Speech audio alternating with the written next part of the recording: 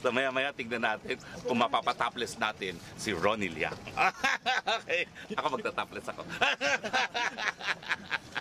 See you later! Wow, napaka-sexy. Thank you so much. What's your name? My name is Rodmark de la Puerta, aka Contessa. Wow, hi Contessa, how are you today? Okay lang. Dito ka ba nakatira? Work po ko dito, ngayon dito po ko nakatira. Wow, so how long you've been working here sa Boracay? I've been 3 years. Like if you don't mind asking, what kind of job do you have? Beauty salon. Wow, kamusta naman ang work mo as a beautician? It's a good gid siya, maayo gid siya.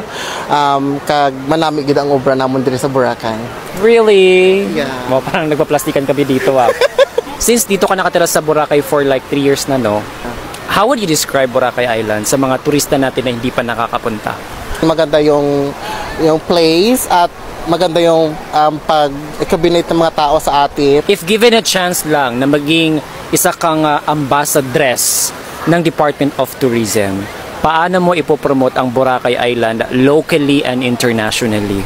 Bilang ako ambassadress ng Department of Tourism. Department of Tourism, ang masasabi ko lang is yung Boracay is maganda. Maganda pang pupuntahan, marami pang explorer at marami pang lugar na pwede pupuntahan ng mga tao na hindi pa alam ng mga iba.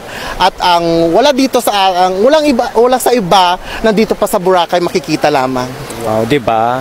Ang taray nung kanyang swimsuit, 'di ba? Para nangangain. Rawr!